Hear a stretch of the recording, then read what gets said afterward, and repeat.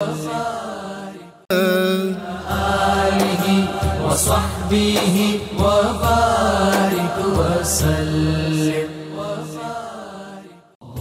اللہ الرحمن الرحیم۔ السلام علیکم ناظرین، پروگرام صبح نور کے ساتھ آپ کا میزبان نذیر احمد غازی حاضر ہے۔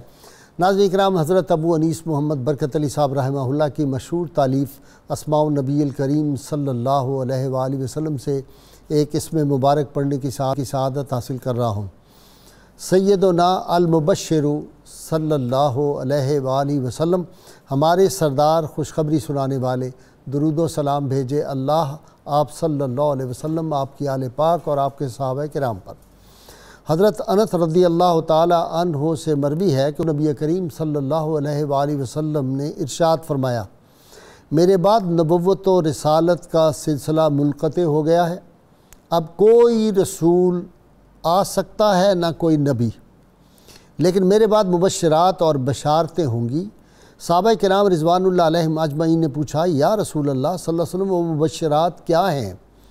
آپ صلی اللہ علیہ وسلم فرمایا، وہ نیک خواب ہیں جو اہل ایمان کو آتے ہیں، اور مزید فرمایا نبوت کے سارے دروازے بند کر دیے گئے ہیں، لیکن ایک چیز جو اللہ نے میری امت کے لیے بطور نعمت باقی رکھی ہے، وہ اہل ایمان کو دکھائے جانے والے نیک خواب ہیں۔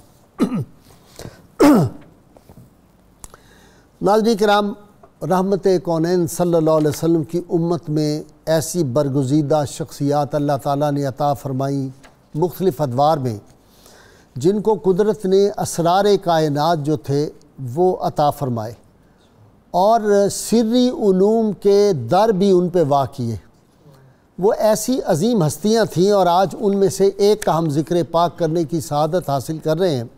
یہ وہ ہستیاں ہوتی ہیں جب ان کا ذکر کیا جائے تو یہ گناہوں کا کفارہ ہوتا ہے۔ جس طرح انبیاء کرام کا ذکر جو ہے وہ عبادت ہے، اسی طرح اولیاء کا ذکر جب آدمی کرے تو یہ گناہوں کا کفارہ ہے۔ یہ میں حدیث مصطفیٰ صلی اللہ علیہ وسلم کا جو ہے خلاصہ آپ کے سامنے عرض کر رہا ہوں۔ آج ہم جس ہستی کا آج ہمارے جو ممدوح ہیں، ان کو اللہ تعالیٰ نے یہ شرف نصیب کیا کہ رحمت کونین صلی اللہ علیہ وسلم کے خادم خاص سیدنا انس رضی اللہ تعالیٰ عنہ، جو 10 برس تو حضور صلی اللہ علیہ وسلم کی خدمت میں خدمت کرتے رہے، بچے تھے، والدہ نے وقف کر دیا خدمت مصطفیٰ کے لیے، اور جن کو رسول اللہ صلی اللہ علیہ وسلم نے 10 برس میں اف تک نہیں کہا تھا۔ آج بد نصیبی اس امت کی یہ، جن کے مزار کی جو ہے وہ چند دن پہلے توہین کی گئی، آپ کے علم میں ہے خیر۔ تو سیدنا انس بن مالک رضی اللہ تعالیٰ عنہ کی خدمت جس شخصیت نے کی، ان کے خدمت خاص جنہوں نے کی، وہ آج ہماری ممدوح شخصیت ہے۔ میری مراد حضرت امام المعبرین حضرت محمد بن سیرین رحمۃ اللہ علیہ، یہ تابعی ہیں۔ ناظرین کرام، ان کو یہ اللہ تعالیٰ نے عز و شرف عطا کیا تھا۔ انہوں نے وہ نگاہیں دیکھی تھیں جن نگاہوں نے دیدار مصطفیٰ صلی اللہ علیہ وسلم کے جلوے اپنی آنکھوں میں سمیٹے تھے۔ انہوں نے براہ راست ان شخصیات سے اکتساب فیض، اکتساب علم اور اکتساب نور کیا تھا، جنہوں نے انوار رسالت جو تھے ان کو براہ راست اپنے سینوں میں محفوظ کر لیا تھا۔ انہوں نے وہ شخصیات دیکھی تھیں جنہوں نے جو رحمت کونین صلی اللہ علیہ وسلم کے بدن عطر سے وہ جو پاک خوشبو کے وہ جو نکلتے تھے جھونکے، وہ انہوں نے اپنے مشام جاں میں ان کو سمو لیا تھا۔ انہوں نے وہ ہستیاں دیکھی تھی جن کو رحمت کونین صلی اللہ علیہ وسلم کی صحبت خاص میسر تھی۔ ان میں اصحاب صفہ بھی تھے، ان میں وہ فاتحین تھے، مصر و شام کو فتح کرنے والے، ایران کو فتح کرنے والے وہ فاتحین بھی تھے، ان کی انہوں نے زیارت کی، ان سے اکتساب فیض کیا۔ صرف چند شخصیات کے میں اسماء گرامی لے رہا ہوں جن سے انہوں نے اکتساب علم، اکتساب حکمت کیا تھا۔ حضرت انس بن مالک رضی اللہ تعالیٰ عنہ، عبداللہ بن عباس رسول اللہ صلی اللہ علیہ وسلم کے فرسٹ کزن، عبداللہ بن عمر عظیم عاشق رسول، زید بن ثابت رضی اللہ تعالیٰ، حضرت عبداللہ بن مسعود فقیہ امت، حضرت حذیفہ بن یمان، اور ام المومنین سیدہ طیبہ طاہرہ عائشہ صدیقہ رضی اللہ تعالیٰ عنہ، جناب سیدنا ابو ہریرہ حضور صلی اللہ علیہ وسلم کے لاڈلے صحابی حضرت جابر بن عبداللہ رضی اللہ تعالیٰ عنہ، اور سب سے بڑھ کے دوش مصطفیٰ پہ جو کھیلتے تھے امام حسن علیہ السلام جو تھے، ان سے انہوں نے اکتساب فیض کیا تھا۔ تو یہ لوگ علم کا کلزم تھے، اور پھر انہوں نے جو آگے شاگرد تیار کیے، ان کے تلامذہ جو ہیں ان کے نام بھی آدمی جب سنتا ہے تو گردن احترام سے جھک جاتی ہیں۔ امام اوزاعی ان کے شاگردوں میں ہیں، امام شابی ان کے شاگردوں میں ہیں، اولیاء کے سردار مالک بن دینار ان کے شاگردوں میں ہیں، جناب اون ان کے شاگردوں میں ہیں۔ اچھا، یہ محدث بھی تھے، مفسر بھی تھے، ایک صوفی بھی تھے، ایک ولی کامل بھی تھے اور تابعی تھے، ان کی بڑی شانیں ہیں۔ اس کے ساتھ ساتھ اللہ تعالیٰ نے ان کو خاص وہ جو سری معاملات میں نے عرض کیا نا، وہ ان کو حاصل تھے، اور ان کی کتاب تعبیر الرؤیا جو ہے آج بھی وہ عالم اسلام نے سب سے اتھینٹک کتاب سمجھی جاتی ہے۔ اور پھر ان کا اعزاز یہ ہے کہ جب سیدنا انس بن مالک رضی اللہ تعالیٰ عنہ کا وقت وصال قریب ہوا تو آپ نے یہ نصیحت فرمائی کہ مجھے غسل بھی محمد بن سیرین دیں اور میری نماز جنازہ بھی محمد بن سیرین پڑھائیں۔ یہ اندازہ کیجئے کہ یہ وہ خاندان ہے جس کی اسلام کے لیے بے پناہ خدمات ہیں، اور اس دور کے جو لوگ تھے وہ ان سے جا کے اکتساب فیض حاصل کرتے تھے۔ خوابوں کے معاملات میں آپ صلی اللہ علیہ وسلم کا وہ ارشاد گرامی کہ نبوت کا 46واں حصہ ہے یہ جو نیک اور سچے خواب ہوتے ہیں، اور جو آدمی فرمایا خوابوں پر ایمان نہیں رکھتا وہ اللہ اور آخرت پر ایمان گویا نہیں رکھتا۔ تو خوابوں کے معاملے میں جو تھا ان کو ید طولہ اگر میں کہوں، پوری ہماری جو تاریخ ہے اس میں ان کو حاصل تھا۔ آج حضرت محمد بن سیرین رحمۃ اللہ علیہ کی عظمت، ان کا علم، ان کی رفت، ان کی کتب، اس سب پہ گفتگو کرنے کے لیے میرے ساتھ شریک گفتگو ہیں، کافی عرصے کے بعد آئے، جو حالات چل رہے تھے ملک میں اس وجہ سے، پروفیسر ڈاکٹر غلام محی الدین میرے ڈپٹی سپر سٹار ہیں، اور ان کے ساتھ تشریف فرما ہیں علامہ منیر احمد یوسفی رحمۃ اللہ علیہ، پکے ٹھکے صوفی کے فرزند ارجمند مفتی خلیل احمد یوسفی، اور ان کے ساتھ نوجوان اسکالر ہیں ڈاکٹر مجاہد احمد۔ میں ابتدا کر رہا ہوں پروفیسر غلام محی الدین۔ ڈاکٹر صاحب۔ جی محترم غازی صاحب، اللہ تعالیٰ سلامت رکھے آپ کو۔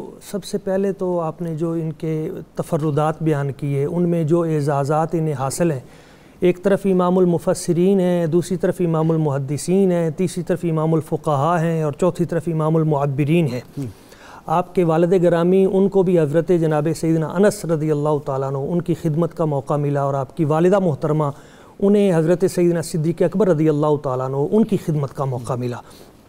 جس وقت ان کے والدین کی شادی ہوئی تو 3 ازواج مطہرات انہوں نے ان کی والدہ محترمہ کی تربیت فرمائی، اور 18 بدری صحابہ کرام وہ اس شادی میں شریک ہوئے۔ اللہ!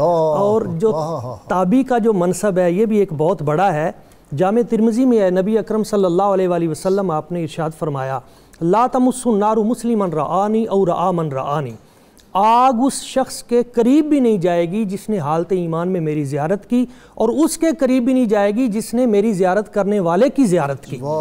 تو یہ بھی شرف آپ کو حاصل ہے۔ اگلا بھی پڑھ دیں یہیں پہ، خیر القرون قرنی ثم الذین یلونہم، ثم الذین یلونہم، بالکل ثم الذین یلونہم، جو پہلے اس کے مصداق ہیں وہ حضرت امام محمد بن سیرین ہیں۔ جی بالکل غازی صاحب، یہ بہترین زمانہ اللہ کے محبوب صلی اللہ علیہ وسلم کا ہے، تو قیامت تک کا زمانہ، ظاہری حیات سے مراد یہ ہے، اور اس کے بعد والے جو بہترین زمانے کے بہترین وہ یہ ہیں، بالکل یہ تابعین میں بھی جو پہلا درجہ ہے ان میں ان کا شمار ہوتا ہے۔ اور اسی طرح ان کے جو اخلاق حسنہ ہیں جن سے ہمیں اخذ فیض کرنا ہے، آپ دیکھیں کہ آپ کے پاس گاہک آتے ہیں، تاجر بھی ہیں، کپڑے کا کاروبار ہے، کھوٹا سکہ جعلی کرنسی لے کے آتے ہیں، آپ اس کو چھپا لیتے ہیں، اس کو مال دے دیتے ہیں۔ جب دنیا سے جانے لگے تو 500 سکے ایسے جعلی آپ کے پاس موجود تھے۔ آپ سے لوگ کہتے تھے کہ آپ اس طرح کیوں کرتے ہیں؟ آپ فرماتے ہیں کسی دوسرے مسلمان بھائی کے ساتھ جا کے یہ ظلم نہ ہو جائے۔ تو آپ دیکھیں کتنی بڑی ان کی لوگوں کے ساتھ شفقت ہے۔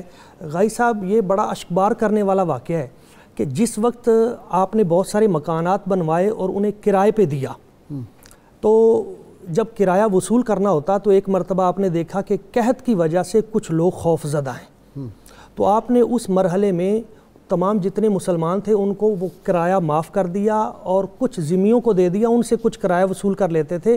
فرمایا جس وقت مہینہ ختم ہونے لگتا ہے تو کرایہ دار کے چہرے پہ جو خوف پیدا ہوتا ہے کہ میں نے پیسے کیسے دینے ہیں، مجھے اس سے گھبراہٹ ہوتی ہے کہ میری وجہ سے کوئی مسلمان خوف زدہ ہو۔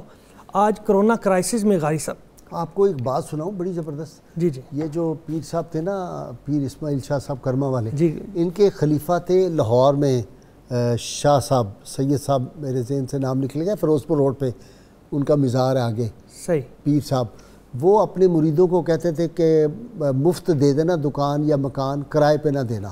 تو انہوں نے کہا حضرت کیوں نہ دیں؟ تو میرے ذہن میں ابھی نام ان کا بہت بڑا سا نام ہے، سید تھے، ابھی فوت ہوئے ہیں چند سال پہلے.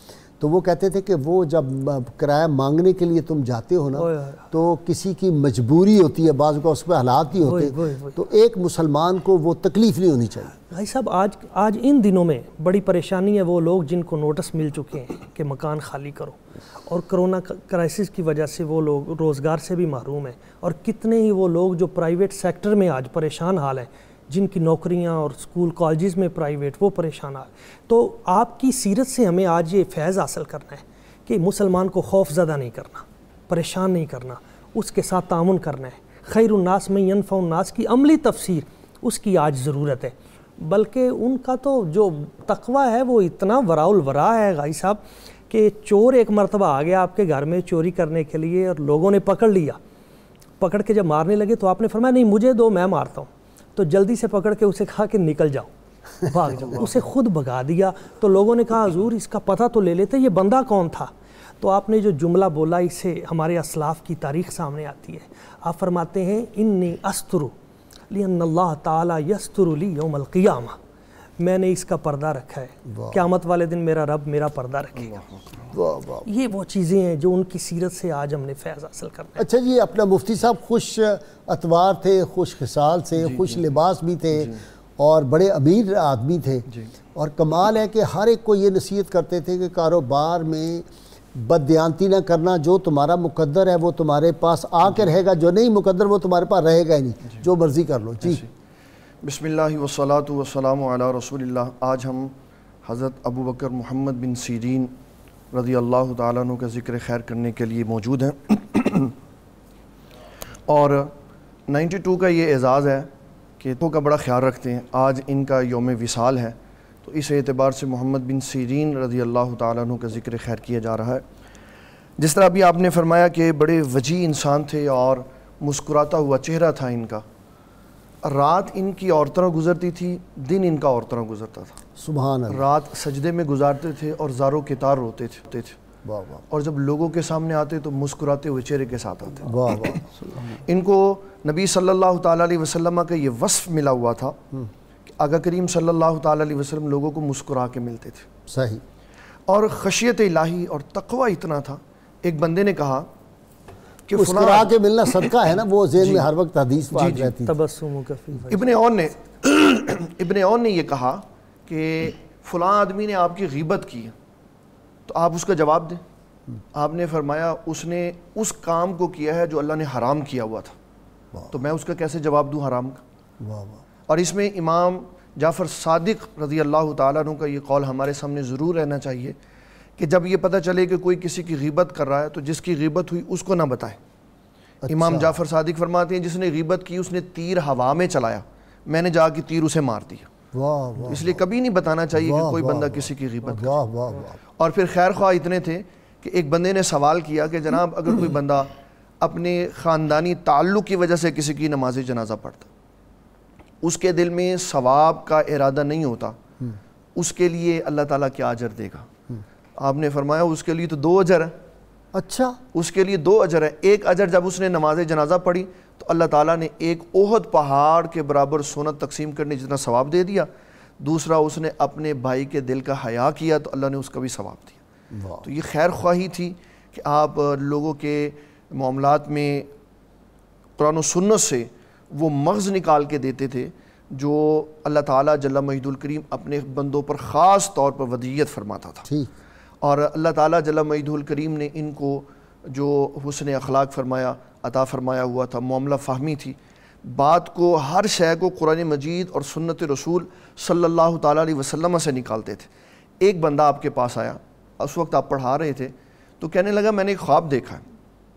آپ نے فرمایا کیا دیکھا؟ کہا جی خواب میں نے یہ دیکھا ہے کہ میں اذان دے رہا ہوں.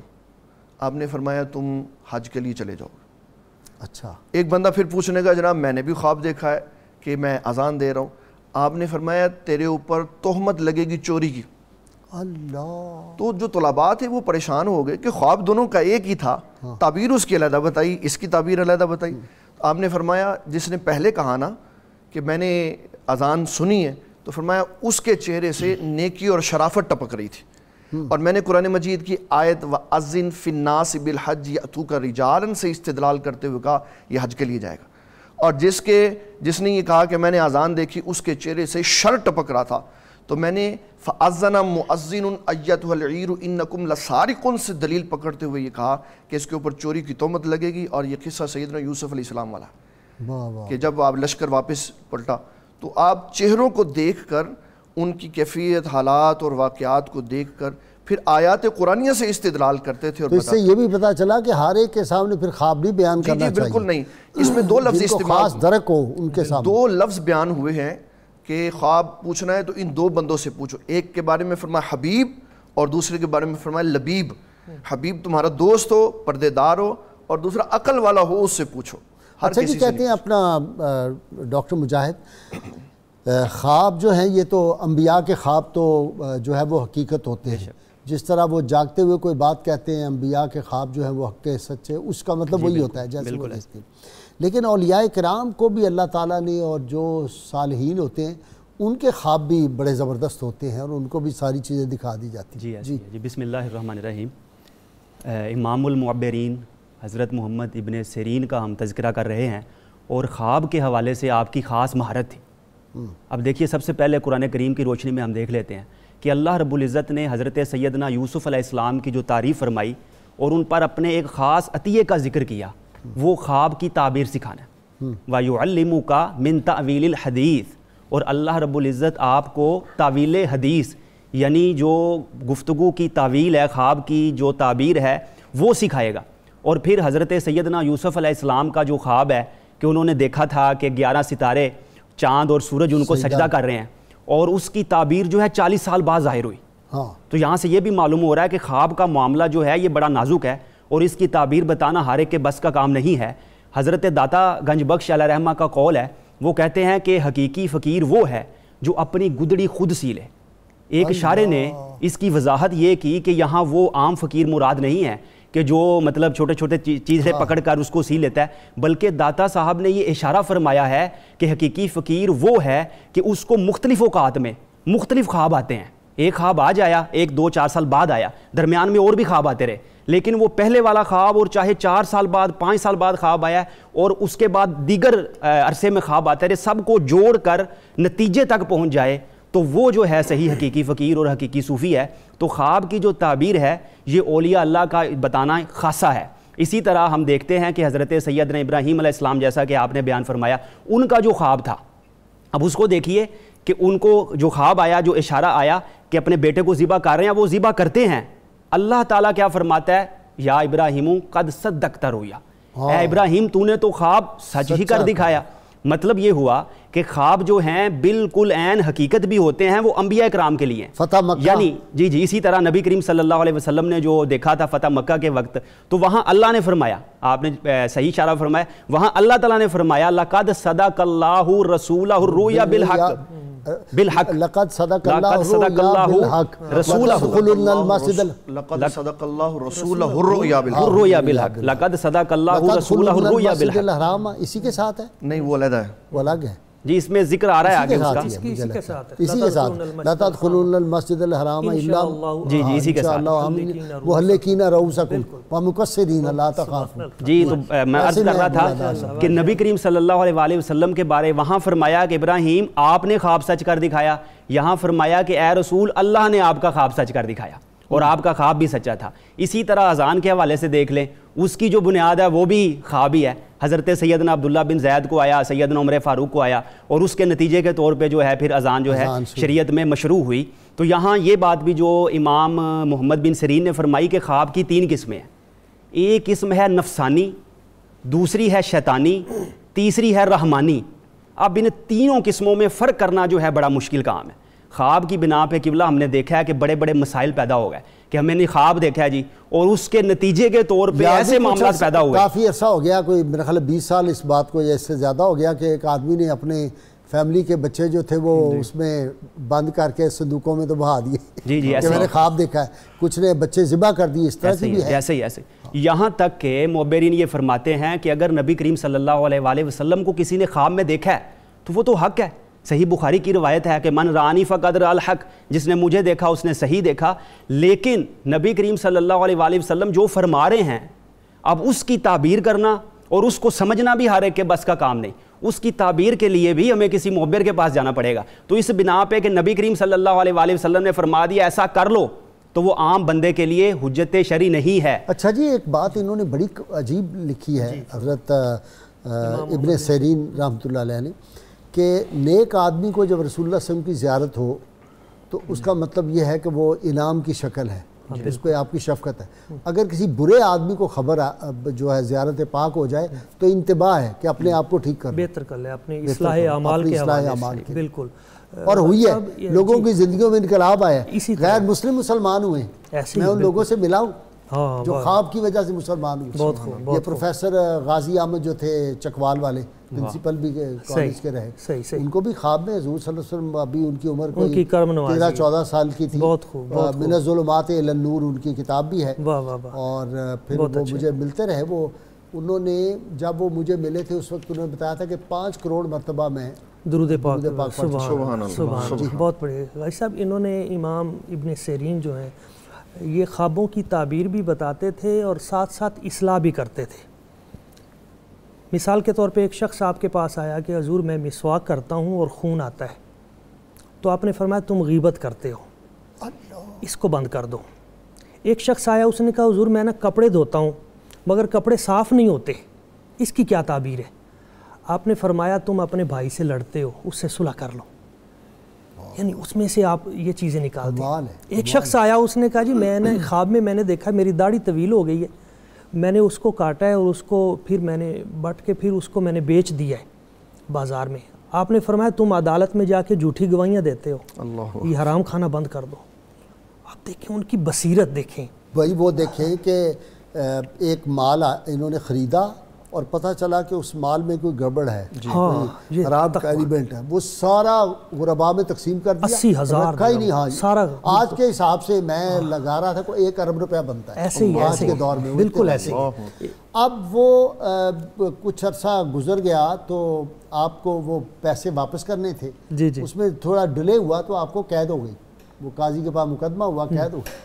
تو آپ مسکرا رہے تھے جب ساتھی ملنے کے لیے, انہوں نے کہا کیا ہوا؟ کہہ لیں یار یہ پیسوں کی وجہ سے نہیں, پیسے تو میں دے دوں گا تھوڑے دنوں بعد.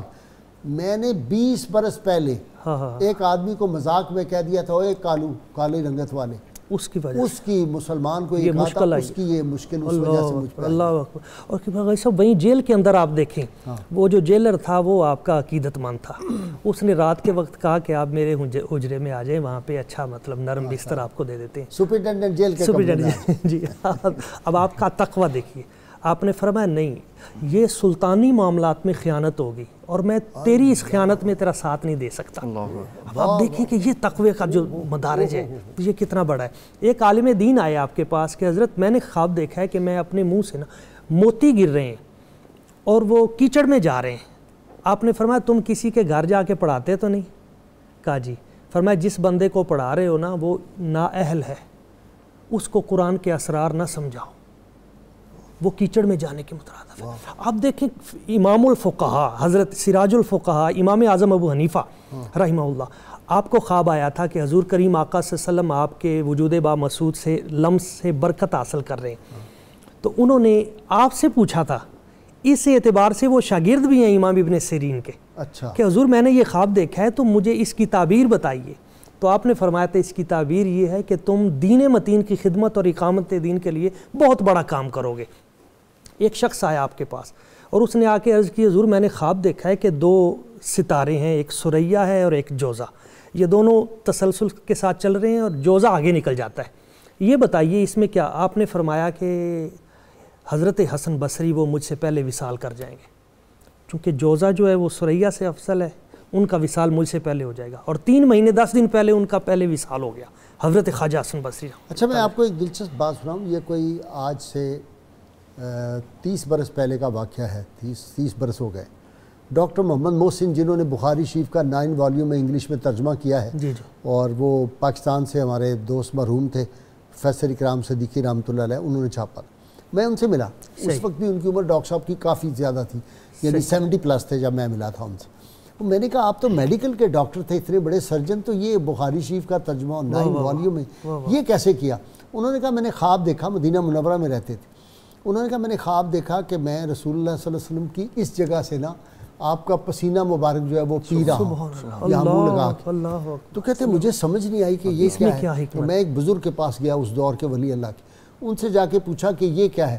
انہوں نے کہا تم حدیث کا ترجمہ کرو گے حضور صلی اللہ علیہ وسلم، تو تم ایسے کرو بخاری شریف کا ترجمہ شروع کرو. سبحان اللہ. اس وقت وہ انگریزی میں ہے، امریکہ میں اب تو پوری دنیا میں اتھینٹک مانا جاتا ہے. 9 والیوم ہے میرے پاس. بہت خوب. اسی طرح یہ آپ دیکھیں کہ ایک عورت آئی اور اس نے آ کے کہا کہ میں نے نا آج خواب میں دیکھا ہے کہ بصرہ کی جامع مسجد ہے، اس میں موتی بکھرے ہوئے ہیں، اور جو سب سے خوبصورت موتی ہے اس کو پرندہ، ایک خوبصورت پرندہ اٹھا کے لے گیا.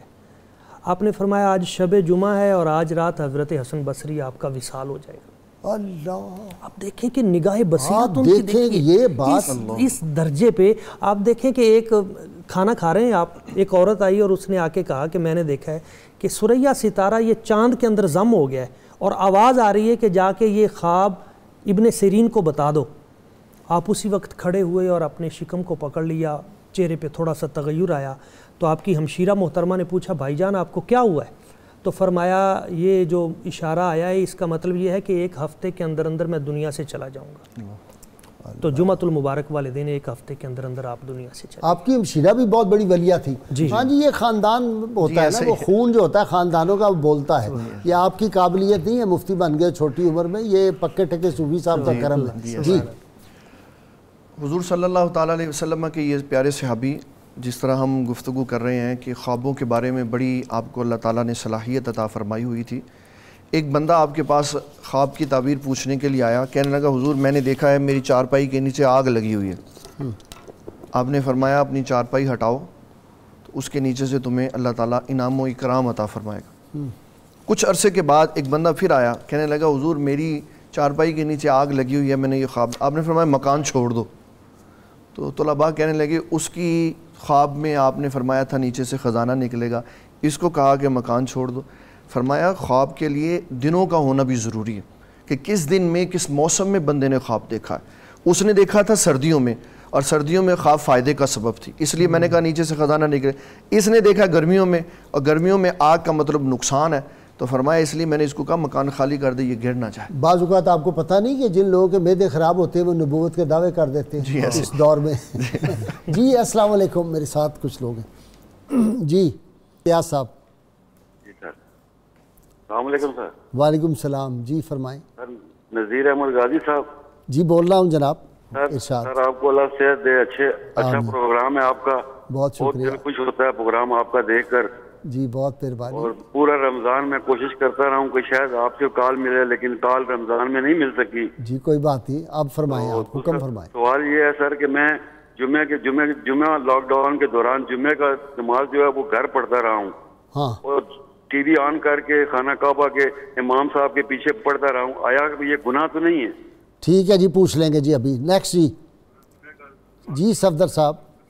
جی جناب والا السلام علیکم. وعلیکم السلام. جی سر. جی فرمائیں سوال. سر مجھے رات کو نا خواب آیا، میں اندرون باٹی گیٹ لاہور میں رہتا ہوں، داتا کی نگری میں. ٹھیک ہے. افضل شاہ میرا نام ہے. ٹھیک. سر میں بائک پہ جا رہا تھا اپنی، رات کو مجھے خواب آیا ہے. ہاں. میں جا رہا تھا، میں نے واپس دیکھا ایک دم اچانک میرا دھیان پڑا 3 کتے میرے پیچھے بھاگ رہے تھے. ٹھیک ہے. کالے رنگ کے. ٹھیک ہے. سر ایک کتے کو نا میں نے دھتکارا، پیچھے کرنے کی کوشش کی ہے، تینوں کتے مجھے پڑ گئے ہیں. اتنے میں گھبرا کے میری آنکھ کھل گئی ہے. ٹھیک ہے، ابھی پوچھتے ہیں جی، اس کی تعبیر لیں گے. جی نیکسٹ. السلام علیکم. جی مظہر صاحب. السلام علیکم سر. وعلیکم السلام. غازی صاحب میں جب سے پروگرام شروع ہوا ہے اس وقت سے دیکھتا آیا ہوں. بہت شکریہ. اور ابھی 1.5 مہینے سے بیمار ہوں، مہینہ ہو گیا ہے، کارڈیالوجی ہاسپٹل میں ہوں. اللہ کریم آپ کو صحت کاملہ عطا فرمائے. اللہ تعالیٰ صحت دے.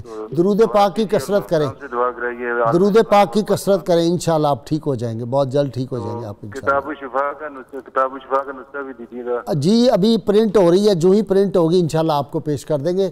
آپ اپنا ایڈریس سینڈ کر دیجئے انشاءاللہ. نیکسٹ جی کوئی اور ہے جی؟ بس ہو گیا جی. ناظرین کرام بہت مختصر وقفہ ہوگا جی, درود پاک سنتے پڑھتے ہیں. جب واپس آئیں گے تو سوالوں کے جواب بھی اپنے اسکالر حضرات سے لیں گے, اور انشاءاللہ اور بہت دلچسپ باتیں جو ہیں اور ایمان افروز باتیں امام ابن سیرین کی اور جو انہوں نے تعبیریں بتائی ہیں وہ ہم سنیں گے. اسکالر سے ہمارے ساتھ رہیے.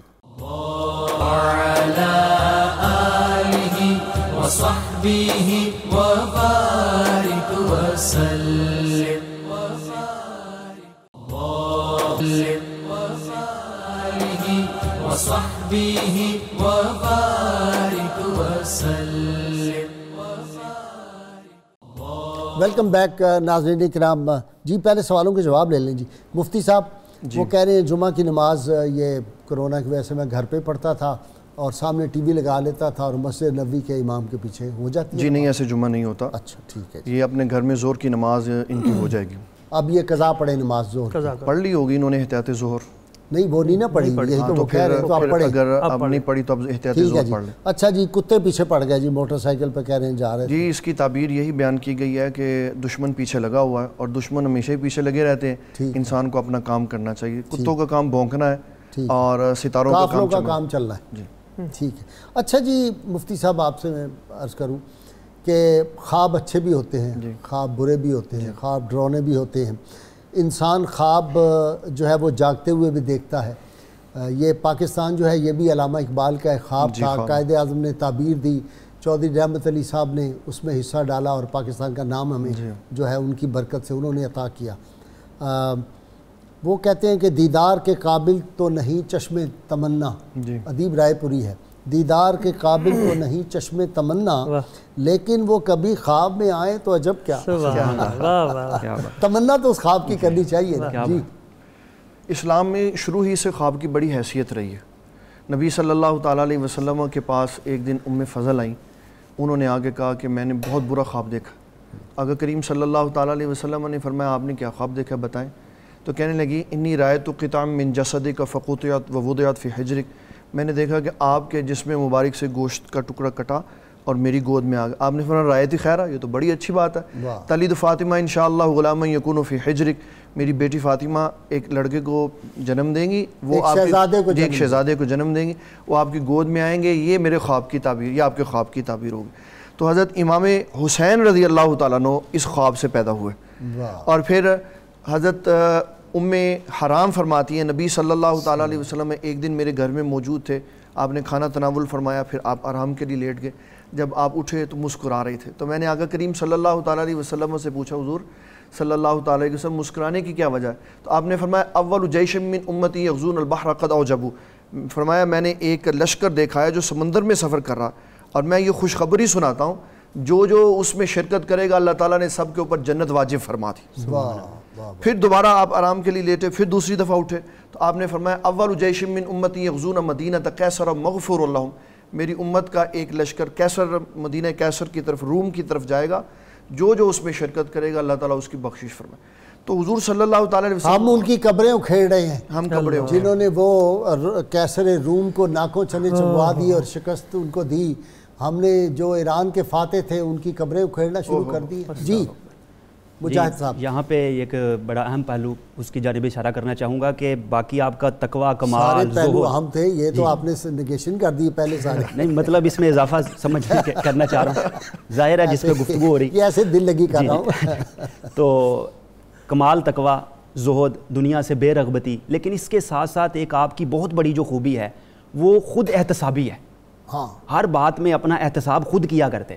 جیسے ایک دفعہ ایک روایت کے مطابق کسی کو کہہ دیا سیاہ رنگت والے, یا ایک روایت کے مطابق کہہ دیا اے غریب, اے مفلس, تو اس کے نتیجے میں کہا کہ میں نے ایک شخص کو سیاہ رنگت والا کہا, اس کے پاداش میں مجھے قید و بند کی صحبتیں برداشت کرنا پڑی, اور یہ 20 سال بعد واقعہ ہوا. اور جس کو میں نے کہا تھا اے مفلس, اس کی وجہ سے میں قرض دار ہو گیا.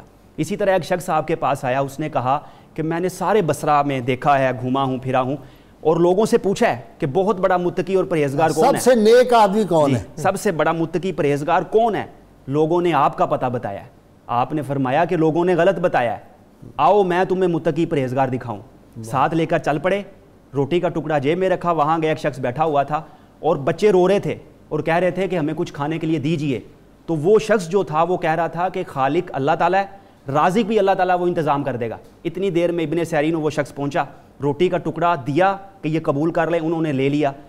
اسی اسنا میں امام مالک بن دینار بھی پہنچے, انہوں نے کہا یہ 2 درہم میری طرف سے. اس شخص نے کہا کہ آج کا رزق مل گیا ہے, کل کی فکر نہیں ہے, اس کو واپس لے جائیے اور جو ضرورت مند ہے اس کو دیجئے. قبلہ غازی صاحب یہ دیکھیے, جو حضرت ابو انیس برکت علی صاحب جن کی یہ کتاب کا ہم روز پڑھتے ہیں, اس میں مبارک ہے اسے, ان کا معمول یہ تھا کہ یہ رات کو کہتے ہیں, وہ مجھے صوفی عرش محمد صاحب ہمارے دوست ہیں, وہ کہتے ہیں رات کو جھاڑو پھروا دیتے ہیں. ایسے ہی ہے, کہتے ہیں 10 بندوں کی روٹی رکھ لو, دال روٹی 10 کی, کوئی قافلہ نہ باہر سے آ جائے. نبی کریم صلی اللہ علیہ وآلہ وسلم جب تک سارا مال جو آپ کے پاس آیا کرتا تھا اس کو سخاوت اس کی نہیں فرماتے تھے, تقسیم نہیں فرماتے تھے, تب تک اپنے گھر تشریف نہیں لے جاتے تھے, نیند نہیں آئی ساری رات. ایسے ہی ہے. تو اب یہ دیکھیے کہ وہ شخص جس کو امام ابن سیرین نے متقی قرار دیا وہ ذخیرہ نہیں کر رہا, اور یہ ہستیاں ہمیں درس دے رہی ہیں, ہمیں سبق دے رہی ہیں کہ ہم سمجھتے ہیں کہ اگر ہم نے دوسروں کا مال نہ چھینا تو ہم آسائش کی اور پرتعیش زندگی بسر نہیں کر سکتے. دوسروں کے مال پہ نظر رکھے ہوئے ہیں, دوسروں کے مال پہ قبضہ کر رہے ہیں تاکہ اپنی زندگی آسانی کے ساتھ گزار سکیں. بھوک پھرتی ہے میرے ملک میں ننگے پاؤں, رزق ظالم کی تجوری میں چھپا بیٹھا ہے. پھر کہتے ہیں کہ جی اللہ تعالیٰ راضی ہے تو رزق کیوں نہیں دے رہا, اللہ نے وسائل پیدا کر دیے. ڈپٹی صاحب, وہ کسی نے کہا تھا کہ میں نے دیکھا ہے بہاروں میں چمن کو جلتے, ہے کوئی خواب کی تعبیر بتانے والا. آپ دیکھیں حضرت امام محمد بن سیرین, آپ نے حدیث پڑھے تو پھر آگے چلے. جی من عاد لی ولیًا فقد اعظمتہ بالحرب, ہاں, جس نے میرے کسی ولی سے دشمنی کی تو اس کے خلاف میرا اعلان جنگ ہے. اور سارے ولی مل جائیں تو ایک صحابی کے برابر نہیں ہو سکتے, اور جو انس بن مالک کی قبر کی بے کریں اور عمر بن عبدالعزیز کی قبر کی اور خالد بن ولید کی, کیسے اس کا اسلام سے کوئی تعلق نہیں, یہ ملعون ہے, ملعون. آپ دیکھیں حضرت امام ابن سیرین, آپ نے ایک اصول فرمایا, اس اصول پہ پیرا دینے کی ضرورت ہے. آپ فرماتے ہیں ان ھذا العلم دین فانظروا عمن تاخذون دینکم. یہ جو علم دین ہے نا, یہ دین ہے, یہ علم, اس کا حاصل کرنا. جب تم کسی سے حاصل کرو تو پہلے بندہ چیک کرو, دیکھ لو کہ کس سے لے رہے ہو. 1 نمبر سے لینا ہے, 1 نمبر سے لینا ہے, 2 نمبر سے نہیں لینا. ہر وہ شخص جو اصحاب کبار اسلاف, جو عالم ہو, ہر کوئی اپنے آپ کو اس سے نہیں آپ نے سیکھنا, پہلے دیکھنا ہے بندہ کیسا ہے. اب آپ دیکھیں کہ جاء رجلان من اصحاب الہوا, 2 ملحدین آئے آپ کے پاس اور انہوں نے آ کے آپ سے کہا کہ ہم آپ سے نحدث بحدیث, ہم آپ کو کوئی حدیث بیان کرنا چاہتے ہیں. آپ نے فرمایا اللہ نہیں. انہوں نے کہا نقرأ آیۃ من آیات القرآن, چلیں ہم سے قرآن کی ایک آیت ہی سن لیں, سنن دارمی میں سند صحیح کے ساتھ موجود ہے.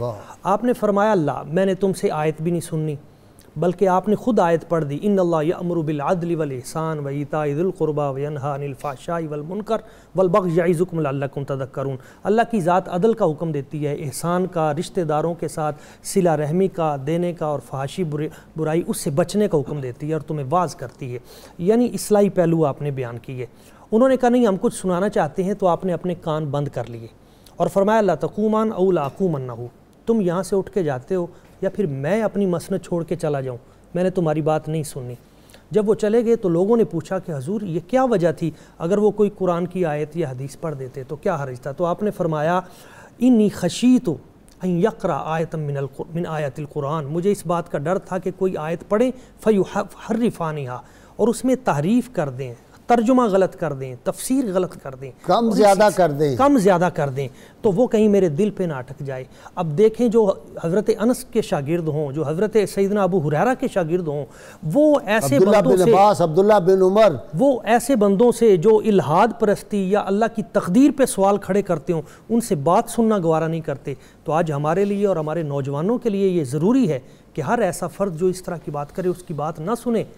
جب ان پہ اثر ہونے کا اندیشہ ہے تو ہم پہ کیوں نہیں ہو سکتا. ان کے ذہن میں ہوگی نا کہ ان کی غلیظ زبانوں سے میں حدیث رسول اور قرآن حکیم جیسی پاکیزہ کتاب جو ہے اللہ کا کلام نہ ان کی زبان سے سنوں، یہ بھی پہلو ہوگا۔ گندے غلیظ ہے نا یہ، یہ بھی غلیظ ہیں جو آج قرآن اور حدیث پاک کے خلاف باتیں کرتے ہیں، بزرگان دین کے خلاف جو بات اپنی زبان سے نکالتے ہیں، اولیاء کبار کی شانوں میں گستاخی کرتے ہیں، تو یہ غلیظ زبانیں، غلیظ ذہن، غلیظ سوچ، غلاظت ہی غلاظت ہے۔ اور قیامت کی نشانی ہے، حضور نے فرمایا جب پچھلے اپنے بڑوں کے بزرگوں کے بارے میں زبان درازی شروع کر دیں گے قیامت قریب آ جائے گی، تو اس عمل کو بھی پہچاننے کی ضرورت ہے۔ جی حضور صلی اللہ تعالیٰ علیہ وسلم کا معمول مبارک ہوتا تھا کہ آپ نماز فجر پڑھنے کے بعد صحابہ کرام رضوان اللہ تعالیٰ علیہ مجمعین کی طرف اپنا چہرہ مبارک کر کے بیٹھ جاتے، سبحان اللہ، اور اپنے دونوں ہاتھوں سے اپنے دونوں گھٹنوں مبارک کو پکڑ لیتے، واہ، اور پھر پوچھتے ہر سے بتاؤ رات کو کسی کو خواب آیا،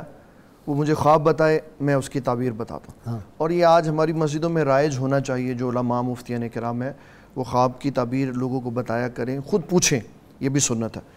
تو جب نہ آیا ہوتا تو حضور صلی اللہ تعالیٰ علیہ وسلم فرماتے مجھے خواب آیا ہے، میں خواب بھی سنا دیتا ہوں، میں تعبیر بھی سنا دیتا ہوں۔ تو یہ آپ کا معمول مبارک تھا۔ حضرت عبداللہ بن عمر رضی اللہ تعالیٰ عنہ نے ایک دن اپنی ہمشیرہ جو نبی صلی اللہ تعالیٰ علیہ وسلم کی زوجہ محترمہ تھی، حضرت سیدہ حفصہ رضی اللہ تعالیٰ، ان سے کہا کہ میں نے خواب دیکھا ہے کہ میں ایک تخت پہ بیٹھا ہوا اوپر پرواز کر رہا ہوں، یکدم دو فرشتے آئے تو انہوں نے کہا کہ اس کو دوزخ کی آگ میں پھینک دو، یہ بخاری میں روایت ہے۔ آپ نے فوری بلند آواز میں پڑھا اللہم اجرنی من النار، تو فرمایا ایک فرشتہ اور آیا، اس نے کہا یہ تو بڑا اچھا نیک آدمی ہے، اس کو چھوڑ دو۔ تو فرماتے میں نے خواب کے لیے اپنی ہمشیرہ حضرت سیدہ حفصہ سے کہا آپ حضور پاک صلی اللہ علیہ وسلم سے پوچھ کے دیں، تو نبی صلی اللہ تعالیٰ علیہ وسلم نے سارا خواب سنا اور فرمایا اگر عبداللہ ابن عمر یہ چاہتے ہیں کہ جس طرح وہ پرواز کر رہے تھے اس طرح ان کا مقام بھی بلند اور بالا ہو جائے تو فرمایا ان سے کہیں کہ نماز تہجد پڑھا کریں۔ یہ خواب کی تعبیر حضور صلی اللہ تعالیٰ علیہ وسلم نے بتائی، اور خوابوں کی تعبیر ہی کے اوپر علماء کرام نے ہمیں یہ ایک بہت زبردست قانون اور ضابطہ بھی دیا ہے کہ خواب صرف اس کے لیے حجت ہے جس کو آیا، ٹھیک، اس کا نام لے کے کوئی بندہ دوسرے کو بلیک میل نہیں کر سکتا۔ وہ یہ نہیں کہہ سکتا کہ خواب میں مجھے فلاں نے یہ کہا کہ تم ایسا کر دو۔ نعوذ باللہ، ایسے ہوتے ہیں، کہتے ہیں جی فلاں بڑی ہستیوں کے نام لے کے وہ خواب میں آئے، انہوں نے کہا کہ آپ مجھے جو ہے نا 20 لاکھ روپے دے دیں، آپ مجھے سونے کی فلانی چیز دے دیں، اس طرح کے بڑے وارداتیں۔ اور اس کے لیے بھی حجت ان معنوں میں ہے کہ جو خیر خائی کا ہے، جس جگہ پہ شریعت سے کوئی ٹکراتی بات ہوگی تو مفتی صاحب ایک اور خطرناک بات ہے، جھوٹے خواب گھڑنے کی اس دور میں بہت زیادہ روایت چل پڑی ہے، بڑی ہستیوں کے نام لے کے باقاعدہ اشتہار چھپوا دینے کہ مجھے فلاں ہستی جو ہے وہ خواب میں آئی ہے۔ تو وہ مجھے یاد آتا ہے شیخ القرآن علامہ عبدالوہاب صاحب سے ایک 2 نمبر پیر نے کہا کہ میں نے دیکھا ہے کہ آپ حضور صلی اللہ علیہ وسلم کی کچہری میں بیٹھے ہوئے تھے، بڑا مشہور واقعہ ہے، بشیر حسین ناظم رحمۃ اللہ علیہ نے یہ سنایا، یہ بھی بیٹھے ہوئے تھے وہاں، تو انہوں نے بڑی سخت پنجابی کا لفظ استعمال کر کے جو میں نہیں کر سکتا کر کے تو کہا کہ ماں تو اتھے بیٹھے ہاں، ماں نہیں اتھے بیٹھے اللہ جی جو بات چل رہی ہے اس میں اضافہ کرنا چاہوں گا ڈاکٹر صاحب، یار ایک شعر سن لو، جی، میرے تم خواب میں آؤ میرے گھر روشنی ہوگی، یا رسول اللہ میرے تم گھر میں آؤ، میرے تم خواب میں آؤ میرے گھر روشنی ہوگی، میری قسمت جگا جاؤ عنایت یہ بڑی ہوگی۔ سبحان اللہ، جی یہاں میں اضافہ کرنا چاہ رہا تھا ایک اور بات کا کہ ایک تو آپ روایت نہیں لیتے تھے اہل بدعت سے، تو اہل بدعت سے مراد جو ہے محدثین نے لکھا، مختصر بتا رہا ہوں، وہ یہ ہے کہ جو عقیدے کی بدعت ہے۔ آج ہم عملی بدعت کی بڑی بات کرتے ہیں لیکن جو عقیدے کی بدعت ہے اس کو نظر انداز کرتے ہیں، تو اس پہ بھی توجہ کرنی چاہیے۔ اور دوسری جو بات ہے آپ روایت، عقیدے کی بدعت یہ ہوگی کہ ہم اپنی توقعات غیر سے منسوب کر لیں، ایسے ہی ہم سپر پاوروں کے ساتھ اپنی رکھ لیں، ان سے ہمیں ملے گا، رب سے نہیں ملے گا، رب کے بندوں کے ساتھ ہمیں کوئی فیض نہیں ملے گا۔ اور اسی طرح نبی پاک صلی اللہ علیہ وسلم کے حوالے سے ایسی باتیں کرنا جو نازیبا ہیں وہ بھی عقیدے کی بدعت میں ہے، اور اولیاء اللہ صحابہ کے حوالے سے بھی۔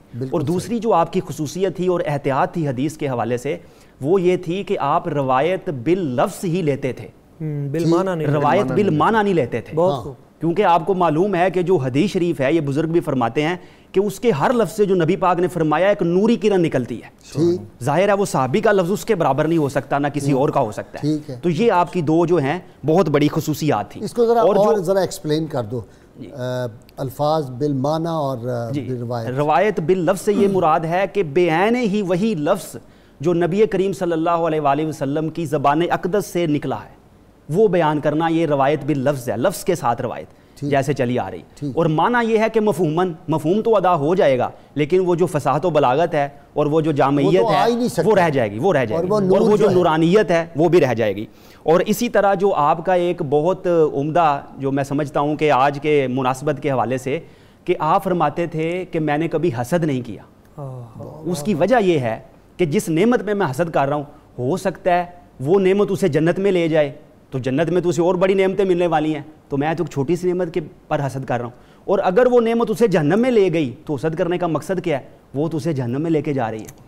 تو یہ وہ نفوس قدسی ہیں جن کی تعلیمات ہمیں ملتی ہیں کہ ہم اپنے اخلاق و کردار کو سنواریں. اور خاص طور پہ خواب کے حوالے سے یہ عرض کرنا چاہوں گا کہ اپنے خواب نہ تو ہر کسی کو سنائیں، نہ ہر کسی سے تعبیر پوچھیں، جعلی عاملوں سے، جھوٹے پیروں سے، اس کی وجہ سے بڑے مسائل پیدا ہو جاتے ہیں. اور یہ بھی کریں کہ آپ پہلے اپنے معدے کا بھی علاج کرائیں. اس کی وجہ سے یہ جو لوگوں نے اپنے آپ کو مجدد کے دعوے جھوٹے لوگوں نے کر دیے، لوگوں نے اپنے آپ کو کتب غوث اقطاب کہنا خود ہی شروع کر دیا، خود ہی نبوت کے دعوے تک پہنچ گئے لوگ. تو یہ بھی پہلے ان کو اپنے معدے جو ہے ان کی اصلاح بھی کروانی چاہیے، کوئی چورن اچھا سا استعمال کرنا چاہیے. اچھا یہ بتائیں، ہماری تاریخ میں جو خواب پہ کتاب ہے وہ سب سے اتھینٹک تو انہی کی ہے. اس کے بعد جتنی کتابیں میں نے پڑھی ہیں کتاب الرؤیا کے عنوان سے، وہ ساری کتابیں وہیں کا ہی سرقہ ہے. جی بالکل ایسے ان سے باہر نہیں کوئی جا سکا. ظاہر ہے جی، اس میں ہی آپ نے یہ مقدمے میں یہ چیزیں بھی بیان کہ